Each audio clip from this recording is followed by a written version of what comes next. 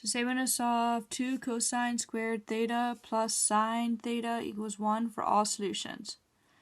So again, this is in multiple trig expressions, so I'm going to try to write it as one trig expression. I have a cos squared theta, and I know that cos squared theta plus sine squared theta equals 1. So I'm going to go ahead and solve this for cos. Cos squared theta equals 1 minus sine squared theta, and I did that because I have a cos squared here, so now I can sub this in.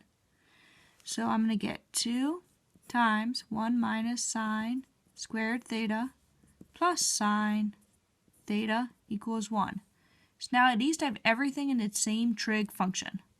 Distribute 2 minus 2 sine squared theta plus sine theta equals 1.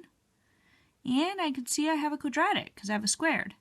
So I'm going to get everything over to one side equal to 0. I'm going to move everything to that side so I can get a positive sine squared theta. So I'm going to subtract my 2 over, so I'm going to have a negative 1 over here. I'm going to subtract my sine theta, so that will be a minus, and I'm going to add my 2 sine squared theta. So I should have that. So now I'm going to try to factor this.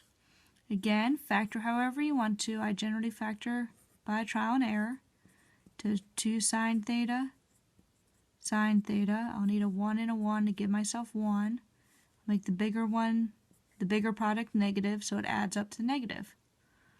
So now I can solve each of these. 2 sine theta minus 1 equals 0. So 2 sine theta equals 1. Sine theta equals a positive 1/2. So again, I'm going to bring out my chart. Sine being a positive 1/2 is all the way down here, pi over 6. So I'm going to say theta equals pi over 6 plus 2 pi k. And then I'm going to see where else it happens to be positive. So sine is positive here and sine is positive here, because my y's are positive there. So I need the pi over 6 here. So this would be 6 pi over 6 because that's pi.